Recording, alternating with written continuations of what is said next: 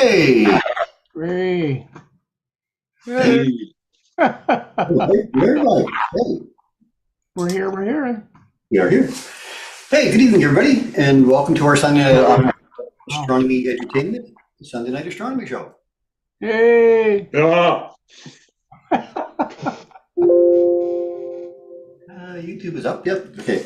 My name is Chris Kerwin. I'm the creator of the social media channels known as Astronomy by the Bay. I'm also an amateur astronomer and a member of the Royal Astronomical Society of Canada. Yay! or.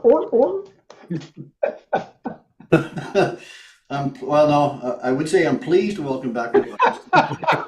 Welcome back my two co-hosts this evening. start over. Other two clowns here. Mr. Paul Long from the Moonshot Observatory in Hampton. Paul, good evening. Hello. And my other co-host, regular co-host, Mr. Mike Powell from the PFO Observatory in St. John. Mike, good evening. Next slide. Okay, we would like to welcome all of you tonight and from Facebook and YouTube and all of you who have been joining us through the local Rogers TV network. Thank you for your support. All right, so on tonight's episode of the Sunday Night Astronomy Show, look to the east now any evening after sunset, and you will find the dimmest of the 12 zodiacal constellations, although it contains one of the brightest star clusters. The ancient Greek astronomer Ptolemy first cataloged it in the 2nd century. It's Cancer the Crab. And our local astronomer and storyteller, Kurt Nason, joins us tonight to reveal its treasures and legends in our Constellation of the Month talk. Welcome, Kurt. Good evening. Try to be serious, and it doesn't work, see? But why bother? Anyway, okay, we'll carry on. Also tonight, with the advancement in technology, we're watching our hobby change significantly. Tonight, we're going to talk a little bit about the difference between observing optically and electronically, and how electronic observing is introducing the next generation to stargazing, and whether it's a good thing or a bad thing. We're also going to have another Great Minor Bud target to check out this evening. Paul's going to present another interesting Rosanna's fun fact, and I've got a few of your photos to share this evening as well. So sit back, grab your favorite beverage, and enjoy the show with us. And as always, if you have any questions, please post them here. So let's get started with a little bit of a talk about Cancer of the Crab. That'd be you, sir. That is me.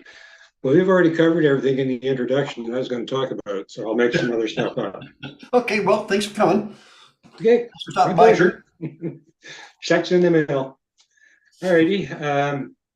I was doing a constellation talk several years ago in elementary school, and one of the students asked me, why would they name a constellation after a disease? And after that was a good question. So I started putting that in some of the later talks that I did. I think it took me back when I was like 9 or 10 years old and getting started in this. And I had an aunt who had throat cancer. And I wondered the same thing. Why would they name a disease after a constellation? Well, get back to that one on why the disease is named after a constellation. It isn't. It's you see here with Cancer the Crab, you got the arms coming out here for the claws and the back legs and everything. When they first started doing x-rays and started looking at cancerous tissue, a lot of that looks like there were little tentacles and stuff like that coming out, so it reminded them of a crab. And cancer is just a Latin word for crab. And the same thing with M1, the Crab Nebula. And they started taking some good pictures of that. It looked the same way, with little tentacles more or less coming out of it and reminded them of a crab. So that's where that came from. But why a crab in the first place? Well, it does look like a crab, and in other places, people thought it was a lobster. Some people thought it was a crayfish.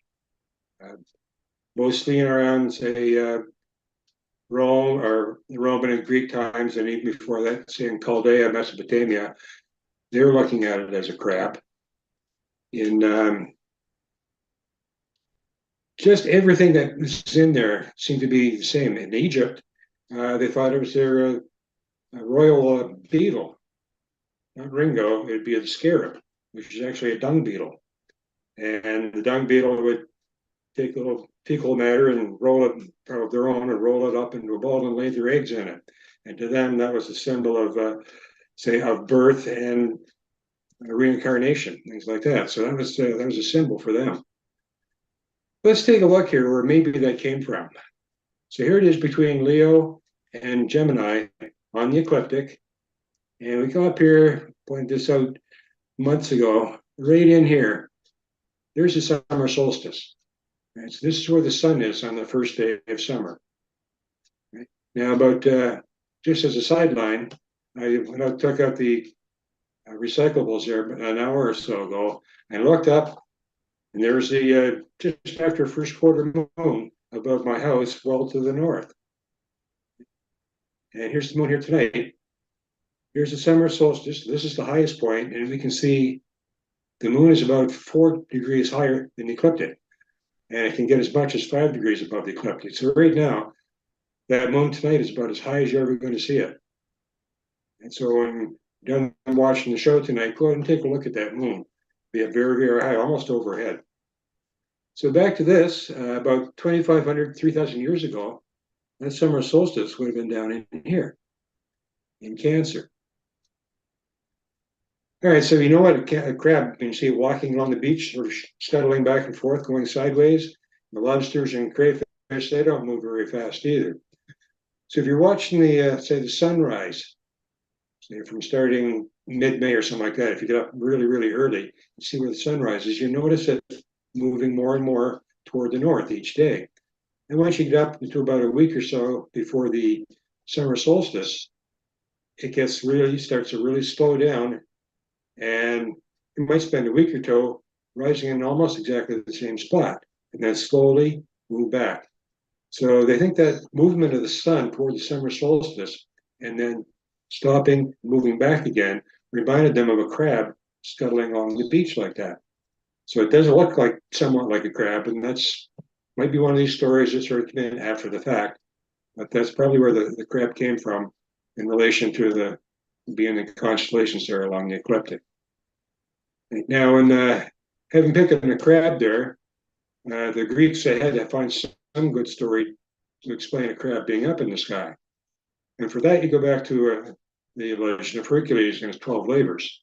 Now, his second labor, he had to fight the Hydra, which was living in the Lernaean swamp.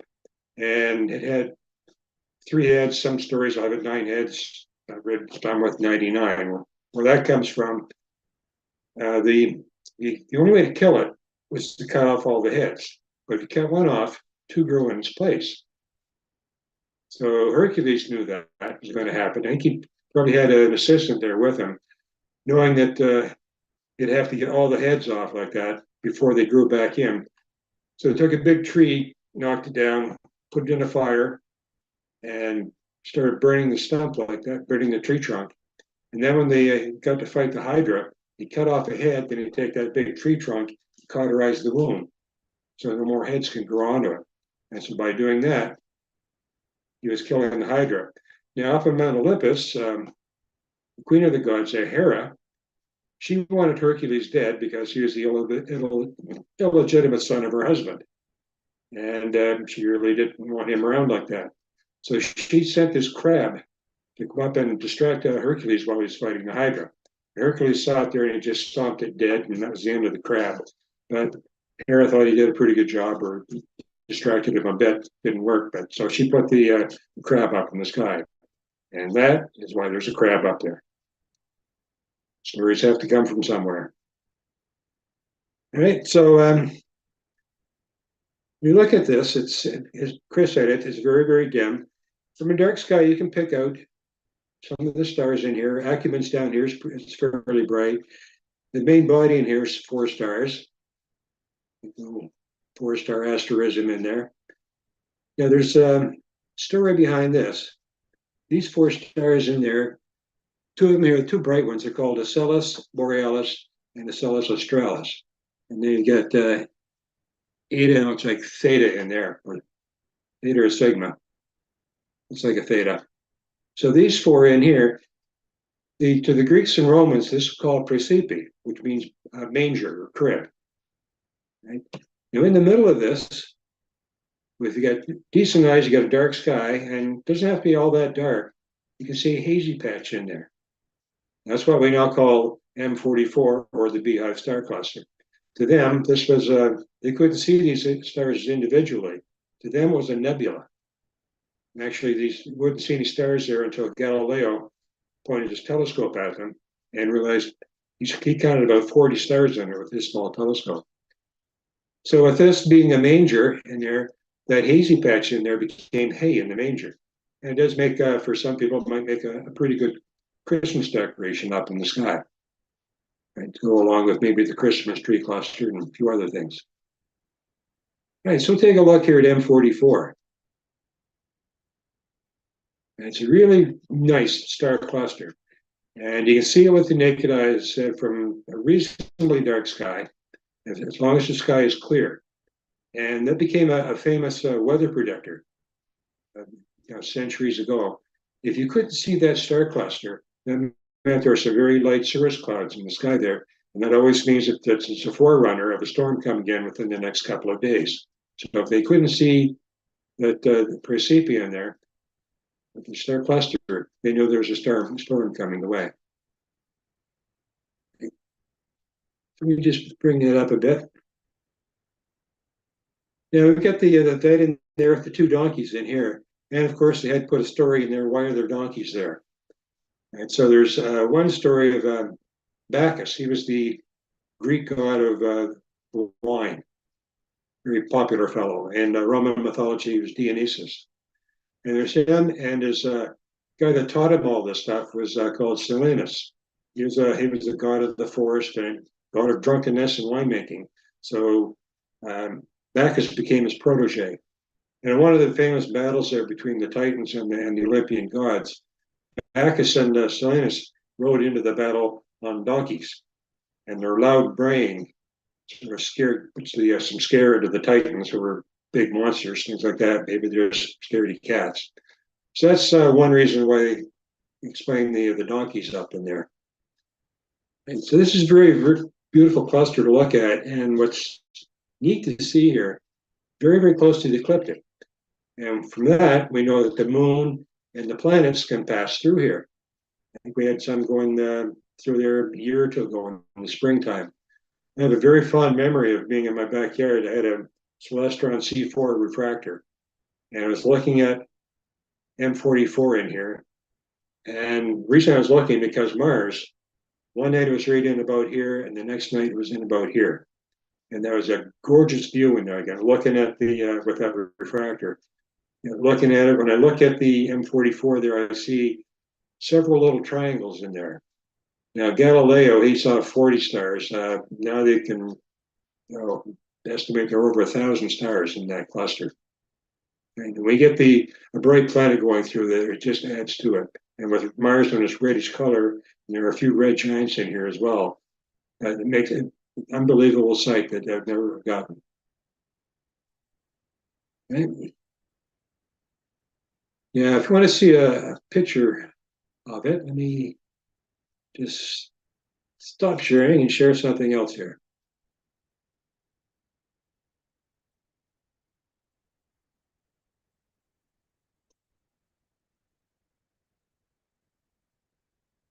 Here's a picture of M44 taken about this time last year by one of your former guests, Dave Hoskins in Halifax. You can see the cluster in there, lots of stars to see. You can see some of the red giants in there. And that was on Earth sky. I just noticed it this evening. I was looking up some stuff. So it's been up there for a while.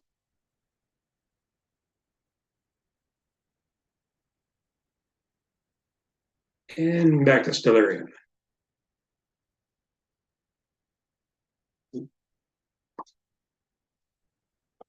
Now, one question people have is, why is this on Messier's catalog? You can see a naked eye. It's that hazy, and it might look like a comet. People have speculated the reason he put that in his catalog was a rival of his, Louis Lecaille, at the time had his own catalog with 42 objects in it. And so Messier had 42 to 43 in his, and he wanted to add a few more in there so he could have a bigger catalog than his rival. And so he added Well, 43 is hard to see there beside M42. So we added this one in and the Pleiades, two very, very easy ones to see that everybody had been, couple thousand years ago, people were familiar with these ones. Do you think he put that in his catalog just so that he would have more than like I would? Right. Now, M44, it's about 600 million years old and about 600 light years away. And its magnitude about 3.1. So at 3.1 magnitude star is easy to see, but when you get something like this, some nebulous object like that, it'd be a lot harder to pick up. So you need a fairly dark sky with a minimum, say maybe magnitude 5 for minimum viewing to see it. And now that's not the only one that's a messy object here in Cancer. Now, and M44 is about 1.5 degrees wide too, so it's a great one to see in binoculars. If you're looking at it in a telescope, you're not going to see the whole thing unless you've got say a wide field of view eyepiece in there. But if we drop down about 7.5 degrees or so, down here's the double star Acubens, and over here is M67. Right? Now, M67 is noted for being a very old star cluster. Instead of 600 million years, like say the Beehive, it's 3 to 5 billion years old. And very, very few star clusters are that old. Now, it's thought that the reason that this is still old and still together like that is it's a little bit off the beaten track from where most of the other star clusters are, which forms in the arms of the galaxy. So this one's away from that. There's not a lot of stars in that area, no big clusters or like that. So there's nothing there to really perturb the stars in that one to draw them away from the cluster. Whereas most other ones are, say, if you're looking at a Raga, you get all those star clusters in that area, reasonably close together, so there's some mutual gravitation in that and stars in the Milky Way that are going to disperse those over millions of years. So most open clusters, they don't last more than 1 billion years, but there are some like M67 that do. Okay, this one's about the size of the moon. It's in the sky. It's about 29 arc minutes, so it's still a very nice one and good one to see in binoculars. And it's about 2,500, 2,600 light years away. And I think that's pretty much all I had here on Cancer. So you need a good dark sky to go out and see the stars in it. And if you get out there, see if you can pick up M44 with your naked eye. If you can't, it's going to snow or rain. And that's that. Cool. Thanks, Kurt. You're welcome. The Beehive is always a nice one. Yep. And staring at it does not cause cancer. Good to know. Thank you, sir. There we go. I didn't think of it. Although probably 50% of the people who have had cancer have probably seen it. Well, that's interesting. Is that a ba-doom-doom moment? Is that a ba-doom-doom? That's statistics I for don't know you. whether to say that or not. Bazinga. Yeah. Zinga. Bazinga. You need the Beehive. Oh, Beehive. Oh, Beehive. Okay, let's go from there to a Bino Bud. I'll have to do that one next week, I think.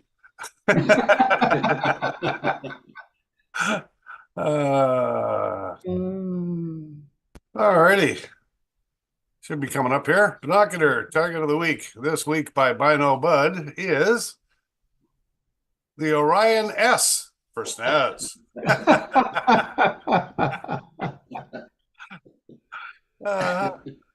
You know how hard it was to find a dancing S? Anyway.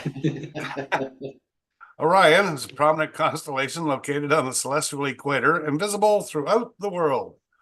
Looking into Orion's belt, the two stars to the right-hand side, there you will find 13 to 15 stars between magnitude 5 and 7 that form the letter S. So how would I find it in the sky? Well, tonight, if you went out, it is a nice clear night at 2200, oriented yourself to 210 degrees southwest and looked up, you'll find Orion and Orion's belt.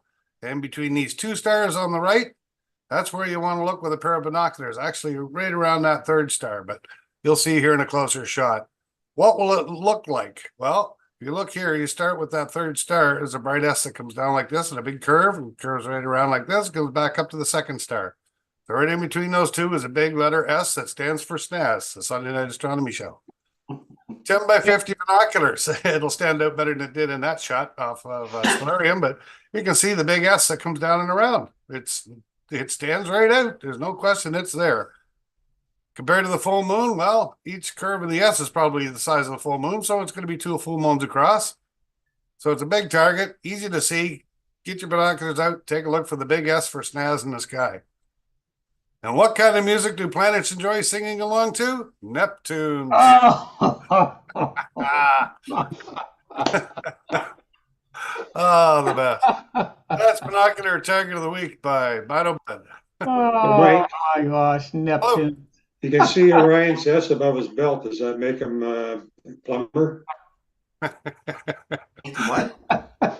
See his Orion's S above his belt. Does that make him a plumber? A Yes, plumber. I'll just say yes on that one. It's a plumber snake, yeah. Plumber snake. There's a wisecrack. There you go. Or an unwise crack. Oh boy. Doom. Wow, what a night tonight. I gotta add that to this one. So glad you tuned in tonight, folks, eh? Put that one in. Maggie says, thanks, Kurt. Always enjoy learning from you. The beehive is my favorite, she says. Oh, beehive. Oh, beehive, Maggie. Okay, guys. Let's chat a little bit about that's worse than last week. Yeah, you're right, Winston. Let's chat a little bit. Paul, take it away. Okay, we had a discussion today, and I think that all you guys out there in YouTube and Facebook land, we're hoping you'll chime in because we kind of need your input on this because really, this is about all of us. And what I mean us four on this screen and you guys out there and anybody who's involved in astronomy, both young and old. So what sparked the conversation was last night I was out and I took a picture of the moon, not uncommon thing to do, but I took it a little differently than I normally did. And I just simply took out a Dobsonian telescope, a manual telescope. You plunk it on the ground. It's got a lazy Susan under it. You move it up and down and you find things and you look into it. And while I was looking at it, I was thinking, oh, there's moons out tonight. I think I'll take a picture of the moon.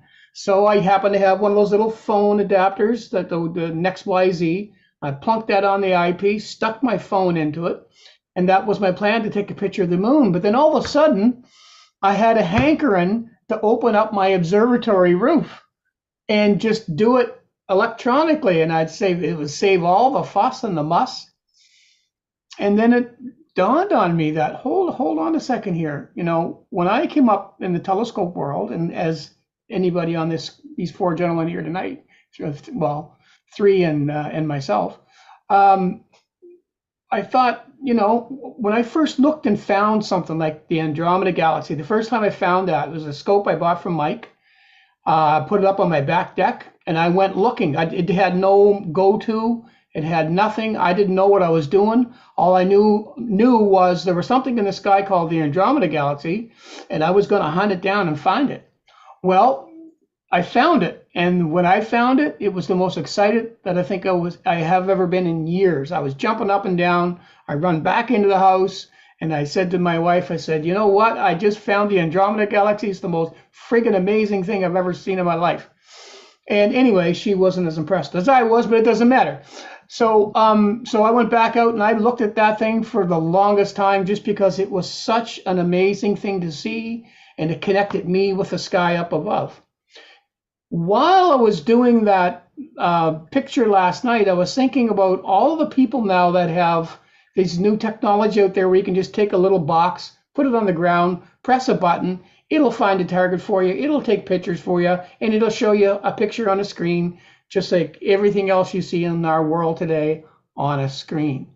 And it got me to thinking, are we possibly, with the technology we have today, robbing the youth of the connection and the emotion that you have when you actually embrace the sky, you and the sky, not you and the screen? And I'm not saying that's right or it's wrong, but that was the question that I had. And then we talked about it earlier before the show started, and everybody has a little different opinion on it. So, so my question, I guess, going out to the viewers, is what do you think about that? Do you think the technology today is useful and it's getting more people involved, or is it a fad and just like the PS3, it's going to be in the closet in 6 months or a year? So that's kind of what a condensed version of what we talked about. So I want to throw that out there, and I'm going to let the other guys chime in now. But I just wanted to kind of give you an idea where this conversation was coming from. Chris? Well, Code says yes. I jumped out of the way here. There's no connection when technology is involved. Okay, so why is that? That's a good question. Mark Ficken comments says you need both the organic and the electronic experience. That's why we put DOMS and EAA setups together. Yeah, it's I'm an eyeball to the eyepiece, have been from the beginning. I've offered live feeds on Facebook and YouTube, but it's been with my phone at the eyepiece just because I can talk to people and show them things that I'm looking at. But the majority of my time is spent that way with photons landing on my eyeball. And even if I'm just sitting outside and not using the telescope, if I'm just sitting in the chair looking up, waiting for a meteor shower, you still get that connection between you and the universe, to me anyway. It's a very humbling experience to be sitting there looking up at everything that's just basically overwhelms you. So I find that when I'm looking through the eyepiece the same way. Like I may not see Andromeda as nice as it would show on a tablet, but I know those photons traveled for 2.5 million years to land on my eyeball. And if they didn't land there, then they were wasted around me. So, and of course, the view I get of Andromeda is different than the view that Kurt gets from Andromeda, because those are different photons, right? So maybe the same view, we think it is, but there's certainly different photons for sure. So to me, it's that connection. So I'm thinking you're talking about looking through a telescope with an eyepiece. And never mind that you got a phone stuck to it. Doesn't make any difference. The fact is you got to set it up, so you got to look through a telescope with an eyepiece, which means that you have to figure out, how do I use the telescope to begin with, and what magnification should I use? So you kind of got to know a little bit about eyepieces and telescopes and where to point it. But if I'm just a new person and I got a new device for Christmas and there's not even an eyepiece or a place to even look at the sky in it, am I missing something? Well, it's difficult to say if you're in today's world and you have you've got a tablet, you're sitting there with one of these things and you want to be able to see things that way, which is what the younger generation, of course, is doing right now. We had Haley Creswell on our show a little while back. We talked about her and her C-Star 50, and she did a presentation for us, and she's thrilled with it. And it has introduced her to the hobby, and she's following up with it, and she's getting into post-processing now, using Photoshop afterwards. So, but I mean, the skill set for her is taking her down a different road maybe than maybe a lot would. But I'm wondering if the question more aligns, if they're using this new technology just to get a photograph. They're not using it to learn the night sky or anything like that. It's simply just to get that photograph of an object quick and easy and fast, as opposed to, like the old days with a 35mm film camera that probably it took you a while to make sure it was in focus and then wait 3 months for your stuff to come back.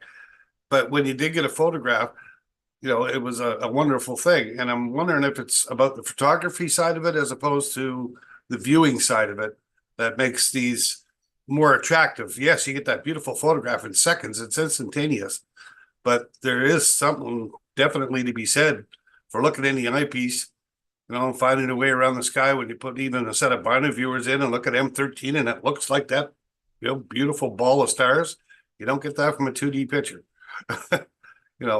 So I'm curious if it's leaning more towards just the fact that they're taking a photograph of something in the night sky, or if they're actually using it to learn the night sky. And help find a way around. I can't see how this stuff would help you find your way around the sky unless you look to where it's pointed and then look up yourself. That's just my thought on it anyway. I think it's more just to capture that instantaneous gratification of a photograph rather than, looking through and moving a scope around and looking at different objects in the sky. So Kurt, you've been around longer than us as far as astronomy is concerned. What do you think? What are your thoughts on that? Well, everybody has a different entry point into the hobby. I think with me, 60 some years ago, was learning the constellations. Constellation has been a magic word for me. And so even now I'll go out and looking through a telescope, I'll still go up and check out the sky. But people now are maybe getting their entry point through one of the telescopes, and like the Sea Star or something like that, and go with that. But then it's not going to happen for everybody, and but maybe 10% of those people are going to go on and get more interested in astronomy, and then branching out and looking into the sky after that. And so people started out with, I guess, looking at the sky. Not all of us went into astronomy either. Right? There are a lot of people that maybe looked at the sky and that was pretty much it. Right? So maybe if you get 10% of those people that are getting in somehow, eventually I think they're going to be branching out, looking into the sky. And mind you, the sky is not going to be as dark and beautiful as it is for people nowadays unless they get really out into the country. And so when I was younger, didn't have much for information. I would have loved to have the Sky and Telescope showing up in one of the stores in Macadam rather than, say, Mad Magazine, which I got hooked on. But now everybody's got all the information they want on the internet. And so people are going to be more and more interested in astronomy. If they want to learn stuff, they've got it all there at the fingertips. So you probably get a lot more people, younger people, like young adults, teenagers, getting more interested in astronomy, maybe because if they've got one of seeing these pictures on there, and they're going to learn more. And the more they learn, maybe they want to go back and get the real stuff from the real raw photons, you say, coming out of the sky. But we really haven't had enough time to judge what's going to happen in the future for, say, current younger generations. Mm-hmm. The back generation, that was when, say, digital cameras were coming in, replacing the film ones. So a lot of people coming in that way might be a little easier for them. We see them sometimes out now looking at the night sky. Yeah, I mean, it really comes down to, getting people interested in whatever method they choose to get them into the hobby. If it's ideal for them to get interested. I mean, how many professional astronomers actually look through an eyepiece in the observatories? Yeah. They do that for a living, but they never look through an eyepiece. Well, you look at it, we're doing outreach there for youth and young adults. We're planting a seed. They're going to be too busy with families. I kept through it somewhat, but not as much as I did later on in life. But that's always, seed is growing inside them. So once they get up in the 40s and 50s, get a little extra money, the kids are getting older, then they start picking up a hobby again. Mm-hmm. That's true. We have somebody who wrote in, and I want to read this because this is kind of interesting. And and he says the same discussion could be held over typewriters versus word processors and film versus digital imaging. The typewriter was more visceral, and the way you approach writing is different. The same with film. The approach was slower, more thoughtful, and different. But we can never go back. So then therein lies the question: is this a discussion of technology, or because? And I want to go back. I want to go back further than us. Before we went to digital, before film, before photographs, or on the verge of just getting into photographs. Back when Galileo Galilei was around, and he was around back in the late 1600s when Hans Lepperhe, I think his name, I can never remember the guy's name, invented the telescope, and then he got it, decided he was going to, make telescopes for military, and then he eventually started pointing it at the night sky. So here's a guy that for the rest of his life enjoyed the night sky with these simple wooden tubes and glass that he made, but yet he had that same connection to the night sky as the four of us sitting here have had when we first got into astronomy, even before the go-to telescopes. It was that connection between looking into that eyepiece, looking up at the sky. Where are these things in the sky? If I want to see something, I'm responsible to find out where it is. What constellation does it reside in? All of that part of astronomy, I guess, is that part in question, at least for the beginners. And like Mike said, and very well put, it's just this a neat way to take a picture, or is this an introduction to astronomy? I mean, we're all for whatever gets you out under the night sky. Like it's really cool to see these new things coming on the market and the attraction to them. And they're doing in today's world, like you say, everybody likes instant gratification. And boy, I'll tell you, these things give you that fast. You're out there, you plunk it down. Next thing you know, you got a beautiful picture of Orion that we would have dreamed 10 years ago, to get with a whole bunch of equipment that we paid a lot of money for. But still, if it's getting you outside and getting you to, if you're just sitting in a lawn chair beside your all-in-one and you're still looking at the night sky, then I guess it still has that draw that people want to astronomy, as opposed to, plug it outside in the cold, sit on the couch and get your picture, right? It's I can see the advantages to this stuff, but I think, like Kurt said, the way it's coming up through, if I had no scopes and that stuff was available to me today, I'd buy it. Yes, I'd be the first one to stand in line and go, I'm going to get me one of those like anybody else. I think it would enhance my passion of looking at the night sky more so than just, getting a picture. It would make me want more. Right. There's what I see. What's out here and what's out there, right? It's going to draw me in for sure. So just again, just a few other comments on here. Janice says 50-50. Emma says Paul is very rewarding to find objects on your own, and it's great to have a connection with the stars. Winston says there's no learning when a machine does it for you. Emma says why? If you work for it and locate the objects on your own, you appreciate it more.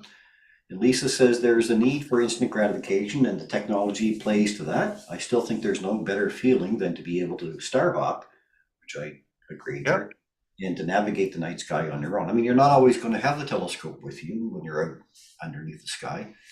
But I mean, I guess the little sea stars, you probably could take it with you camping or, Dan says you would think it's easier to do astronomy, that more would get involved and they will never know the difficulties of 35mm film, that's for sure, Dan. Yeah. So I mean, it continues on like that. Chris says it allows me to see more from my light polluted skies than from my 10-inch stop, which is true. So yeah, light polluted skies, they would work very well. So I think they have the purpose, but is it going to replace astronomy? Is it going to replace these? I don't think so. I mean, I think there'll always be people who will want to look through an eyepiece to see things, but they are moving quickly into the hobby for sure. So then, if it's to be an educational thing, because astronomy really is education of the night skies, and is it not? You have to learn things about what's up there. Where do you find them? What are they made of? What's a planet? What's a star? What's a whatever? So with these little, we must as well bring up Sea Star because that seems to be where the wave is right now. So if we bring up the Sea Star, and I don't have one, but I know a lot of people that do. I'm not familiar with it.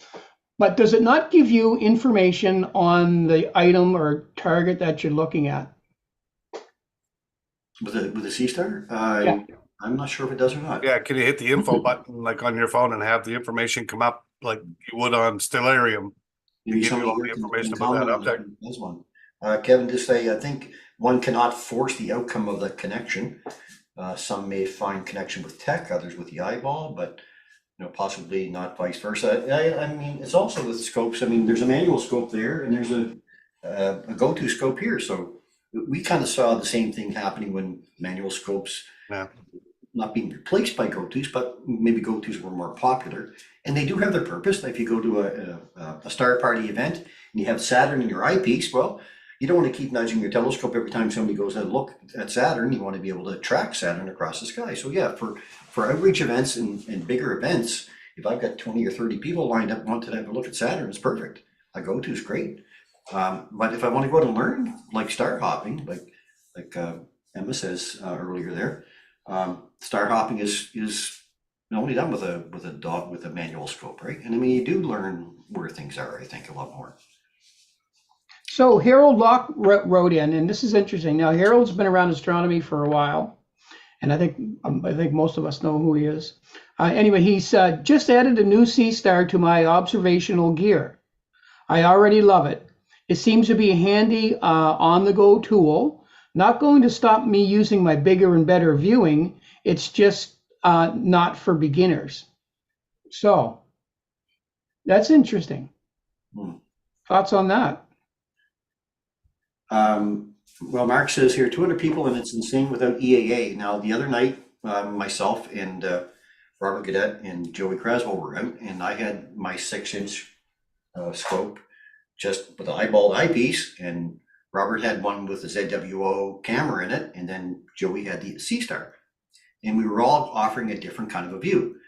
Robert was live on the moon, Joey was stacking an image of the Orion Nebula, and I was showing the Orion Nebula naked eye.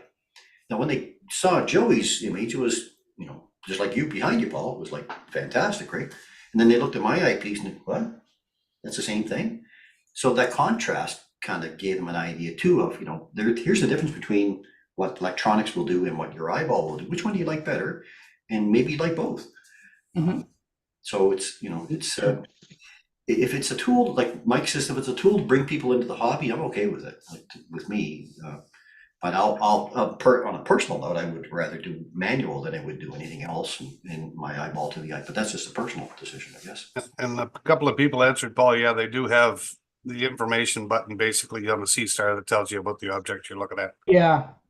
Harold just chimed in and said you get all the info. There is still a learning curve, but better to get this rather than getting a cheap telescope and be frustrated and not see anything. True. Good point of view. Oh, yeah. Right? Because how many people buy telescopes and now they're in the closet because after about 10 minutes, the first thing that they needed to do, which they didn't do, was line up their finder scope with the body of the scope, and they can never find anything. So well, C-Star's not tall enough to hang your laundry on anyway. your socks, maybe. So that's an interesting point.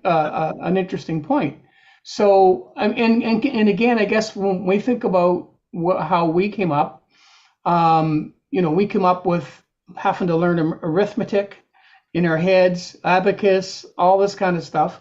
But today's how old are you? I like the abacus myself. Kind of like that cat from Shrek pushing.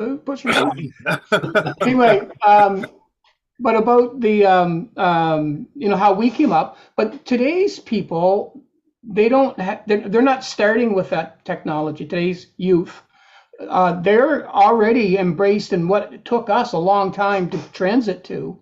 That is their norm. So are they now here's another 360 question. Are they actually getting more information and more of a head start than we had with that technology? Good question. Yeah. You talk about pictures versus eyepiece. You probably have all had this happen as well. It's happened to me 2 or 3 times.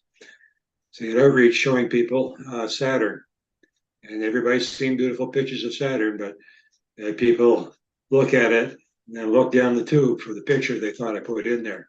They can't believe this is real. Yeah.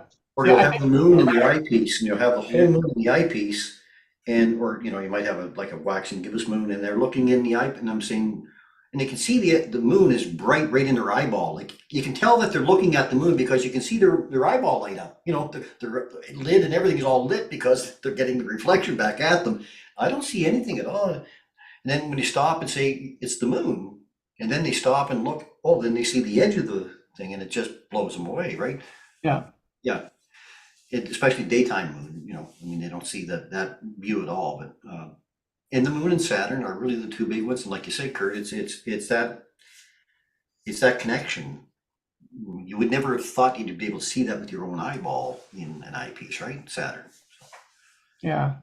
Or the festivals of Jupiter, I think about our friend Joey and Haley, and I'm thinking, and again, another perspective, because I hope people out there that are watching will chime in with theirs. But the other perspective with Joey and Haley is, now here is a father and a daughter that are going to have something they're going to remember the rest of their lives, even as Haley grows up, finishes school, goes off to do whatever she's going to do with her life. She'll get busy and do her thing for a while. And then her and Joey have had this amazing connection, all because of the C-section. So there's that side of it. And again, stopping where we are right now and erasing our history and moving from today, moving forward, if we had never known what we know now, would that have been a good starting point for us? And then is it actually bringing families closer together? Now they get something they both can use and enjoy. So now they're doing things as a family more. And then when I see Joey and Haley, that really encourages me to think that is the case. Agreed. Yeah. Anyway, interesting discussion. We're gonna have to carry this one over to another. Yeah, for sure. You can go on for a long Just time. flooded with comments on both YouTube and Facebook, just flooded. That's great. Yeah, I just can't keep up with the comments. Yeah, well, no, that's good. So we will stop it here because we've got other things to get to. But thank you for indulging this, you guys, and I hope everybody out there will chime in a little bit, because I'd really be interested to see where this is actually going from another perspective. Absolutely. Yeah. Well, good discussion. Great discussion. Reminds me of the Christmas becoming too commercial. I heard that when I was a kid, and my father heard that when he was a kid. I think my grandfather said he heard that when he was a kid. True. Fantastic. Awesome. How about we do Rosanna's fun fact? Are we ready for that? Okay. Actually, yes. You just give me 1 sec here and I'll get it ready. I think it is, but I just got to find it. You know me. Yeah. I'm never prepared. There it is. And I'll put that up first. You might hear a little, actually, if I mute my mic, no, you won't. It don't matter. Oh, there we go. And I just got to get this open. And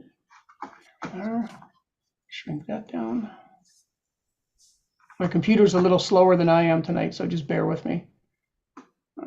Just look at us old farts here. Here we are in Zoom, Yeah, there you go. Yeah, if I was a young person, I would have been all over my segment by now. That Zoom is a contradiction in terms, you know that, right?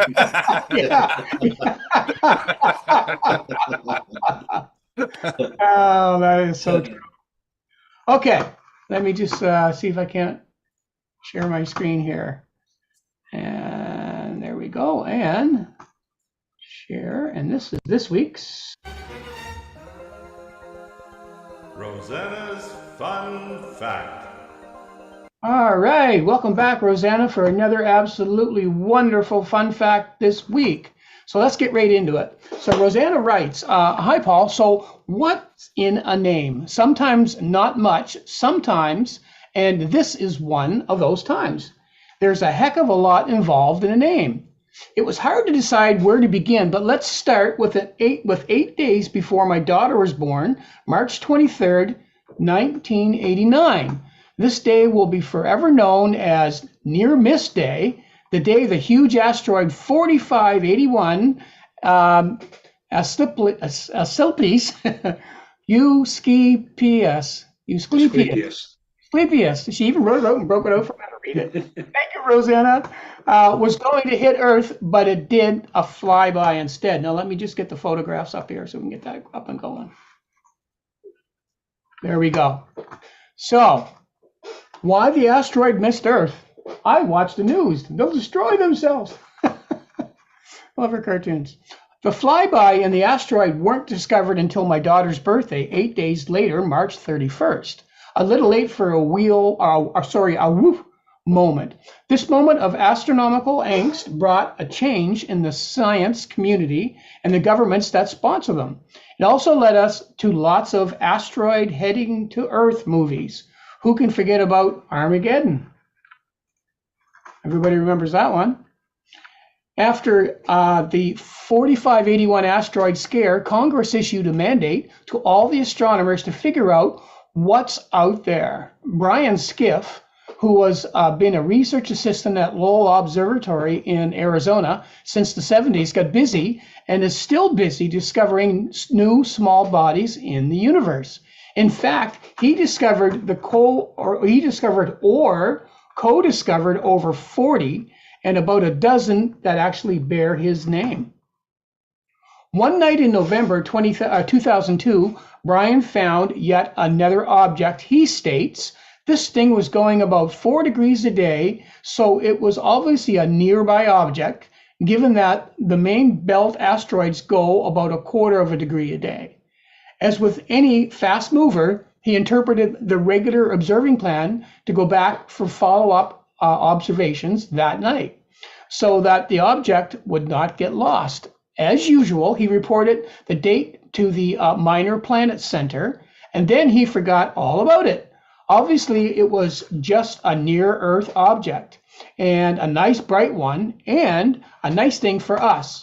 So we moved on and didn't think about it, he says. So fast forward to Radiolab's podcaster, Latif Nasser, putting his 2-year-old son to bed one night this past year. While hanging out at cribside, Nasser started paying attention to the solar system poster that his wife had purchased and put up on the wall by the crib. He suddenly noticed that on the poster, Venus was a moon. Wait, what? Since when? And that moon was named Zuve. Thanks for the pronunciation again. So Zuve, which is right there. So NASA started Googling Zuve, which returned no information except that Zuve means to call out in Czech language. Undeterred, Nasser called NASA and was empathetically told, no, Venus doesn't have a moon. Still wondering, he called a space nerd friend, Liz, who works in NASA's media department, and she also confirmed, sorry, Venus does not have a moon. Since there is no mistaking the name on the poster and all the other info the poster is correct, NASA decided to track down the artist Alex Foster. Now, Alex says he definitely found a bona fide map online that stated Venus had a moon-like object named Zuve, but he couldn't remember which website he used. Meanwhile, Liz, after thinking it was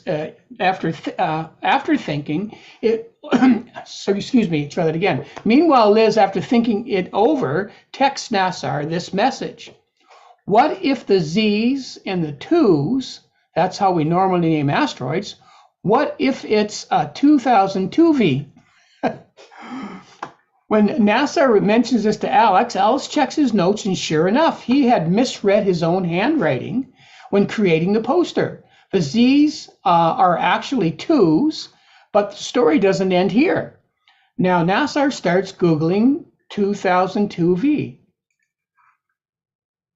He discovered that in 2003, a year after Brian Skiff observed the 2002V for the first time, two other astronomers, Seppo Makola and Tirello from the Tirello Observatory, and Paul Weigert from the University of Western Ontario, analyzed the object's orbit and found that it was the first of its kind. The object, which had received a temporary designation in 2002 VE68, is a quasi-moon. It appears to orbit Venus, but it is in fact not gravitationally bound to it, but rather circles the planet and the sun in a complex and ultimately unstable orbit. Calculations show it'll leave Venus's influence altogether within about 500 years. They cannot figure out where Juve is going to hang out next. So this image is of Earth's first quasi-moon discovered in late March, and that's the one that you're looking at right now. Now, Earth rotating frame, it's the Earth rotating frame, yeah. So the sun is yellow and the Earth is blue. So the sun is up here and the Earth is down there. Shows the motion of the quasi-moon's 2023 FW13 near Earth as a green spirograph-like line. So that's these lines right here. Mercury's and Venus's orbits are shown in the pink and white respectively. So again, that will be the ones above following or going around the sun. So Brian Skiff wasn't aware of any of these follow-up work on the object. He found until he got a call from Latif Nasser telling him that Venus has a quasi-moon and that it is named Juve. And Skiff tried to impress upon Nasser that regardless of the mistake on the poster, the object is named 2002 ZE68. Latif tried to encourage Skiff to consider renaming the quasi-moon. Skiff was initially unimpressed. As the original discoverer, he was authorized to propose an official name for the object, as he had done for many of his previous asteroid discoveries.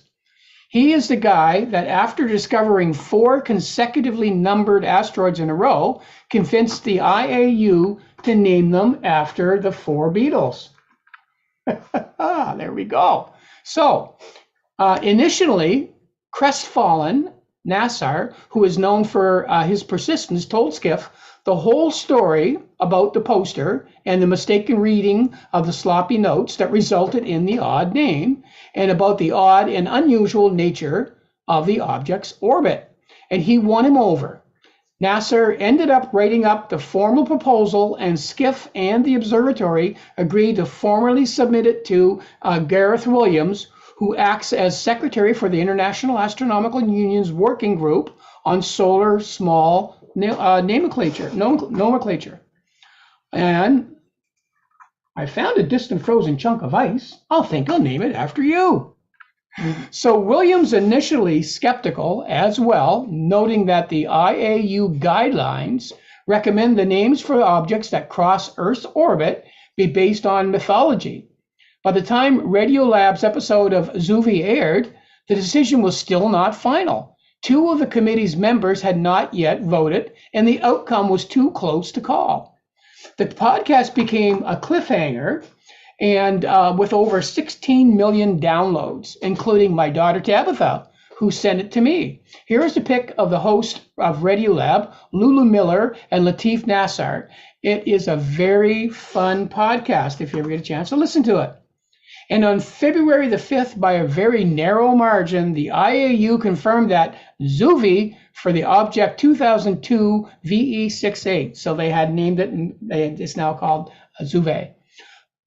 But the story still isn't over. Having become so interested in the subject of quasi-moons, Radiolab is about to launch a competition to come up with a new name for one of at least 7 quasi-moons that orbit the sun alongside the Earth. The only other planet known to have a quasi-moon sharing its orbit is Neptune. While details are still being worked out, one thing is clear. Excuse me. One thing is clear this time. The IAU insists the name really will have to be based on mythology. Darn, Quasimundo, it just won't qualify. As amazing detail, the astronomers discovered Juve was once close to Earth, this little quasi-moon that defies all math calculations due to what it is termed the 3-body problem. It is a solar system traveler, hanging out pretty much wherever it pleases. Want to hang out soon? Ooh, let me check my diary. When it comes to spending my time, I really love to, and Mike, you'll get this, plan it. And that is this place. Rosanna's Fun Fact. Awesome. The little rock that could, isn't that? story. I can't get over the astronomer's hair. He reminds me of that Giorgio fella at H&A. What a fantastic story, and how the ball bounced on that one, hey? Yeah. That's fantastic. Thank you so much, Rosanna. That was so interesting. Where she comes up with them, I don't know.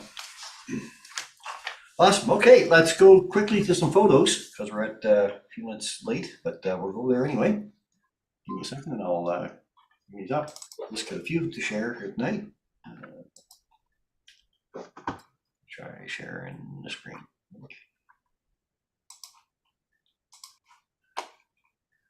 We good there? Yes. Okay. All right, this one comes from David Hoskin. Daytime moon imaged earlier today with my Dwarf 2. There we go. The Dwarf 2. Nice shot, David. And a close-up hydrogen alpha image from yesterday of active sunspot group AR 3576. Cool. Wow. Nice. Nice work. Nice detail. Awesome. Okay, the equipment used there was ES 2 times focal extender, PO Apollo M mini camera, Lunt 40mm solar scope, and the Celestron SLT mount. Nicely done. This one is from Mr. David Samaria, his sunshot. Yes, sir. Going over the other side as well. Thanks, David. Lots of activity. Yeah. Yeah, nice. Good to see. Let's hope it stays around to the eclipse. Kathy Adams. Woohoo, she says, clear night. M32 and M31 with my C-Star. Yes, sir. No, they're not with C-Star, right? So you can't really There you not. go. There you go. It works. Yeah. Oh, yeah. 75 minutes of integration, stacked in DSS followed by Photoshop. Well, that's a beauty. And then she had this one here. She said, I was a bit late getting out. I missed the really bright sky, but this was really still pretty. My skies to the west are wide open, and I get to see some gorgeous sunsets. You sure do. That's beautiful, isn't it? Shot, Kathy. This one from Robert Cadet.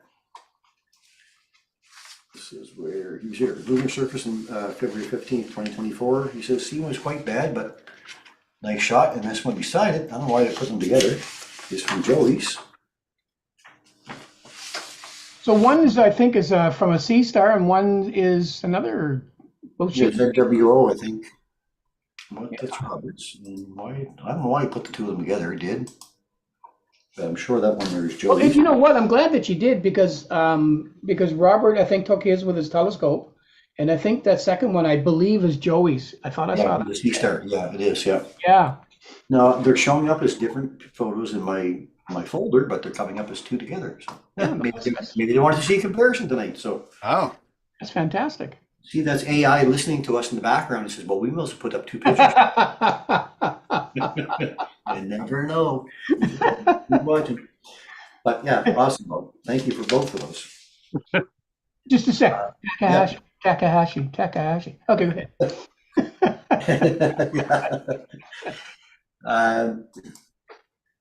Got this one from Mr. Owen. Oh yeah. The Apennine. Yeah. See, so here you are with a shot through an eyepiece and the cell phone.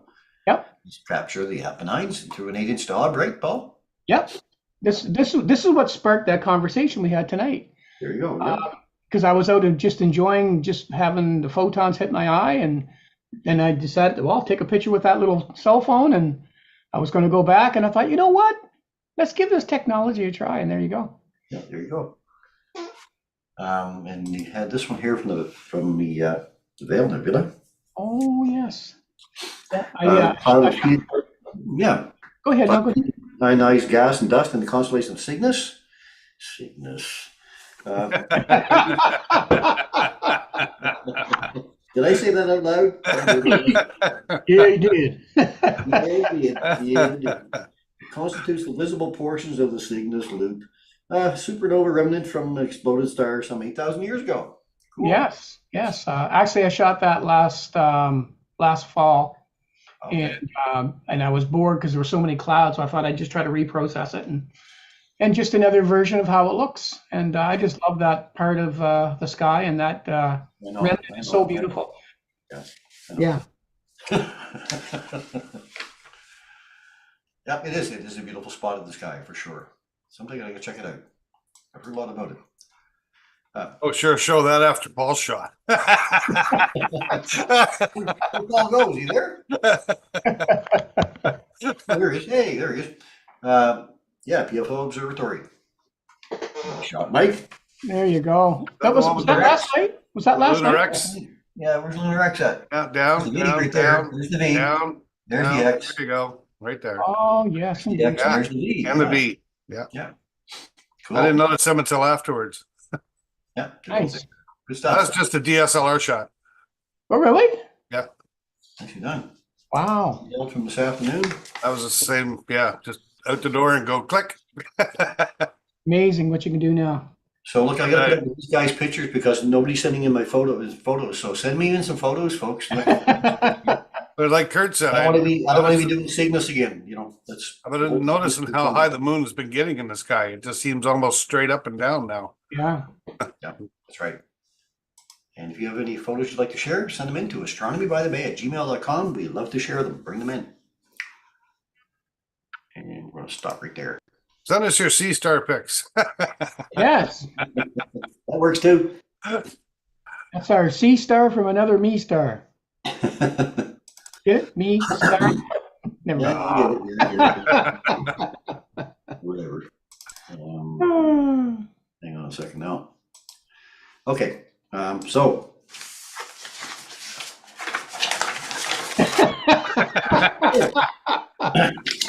So that is our show for this evening. Technology won't get you a paper cut. If it doesn't show up on the screen, then I can have these for backup. That's what the reporters do, right? They always sit there and they go like that. They're shuffling their papers and Yeah. paste the teleprompter. I don't have a teleprompter. That's what I need. Yeah, Walter Cronkite with a cigarette hanging out of your mouth reading his paper. That's the news for tonight. Okay, so that is our show for this evening. We hope you enjoyed the program tonight. Special thanks to our guest, Kurt Nason, for joining us again this evening. Kurt, thank you very much. Pleasure having you with us. Hope you see you again next month. Okay. Next month. Special thanks again, of course, goes out to Rosanna for her fabulous fun fact. Rosanna, awesome. Thank you very much. Remember, too, we do love getting your photos, so send them in to astronomybythebay@gmail.com, and we'll be happy to share them on our next broadcast. And a special thanks again to our friends at Rogers for joining us this evening, and also everybody on Facebook and YouTube land. Thanks, everybody. So until next week, wishing all of you clear skies, and as we like to say, guys, open your eyes to view the skies and keep your scopes pointed up. Right up. Good evening, everybody. Thanks for joining us. And we'll share a screen here at the end. How's that? That's for snaz.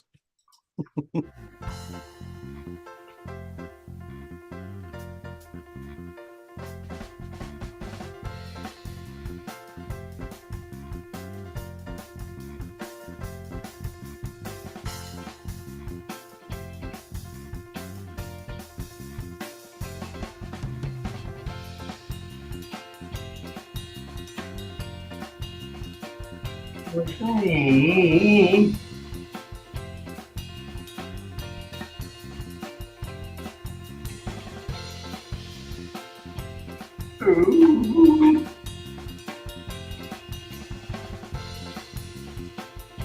Let's do this again.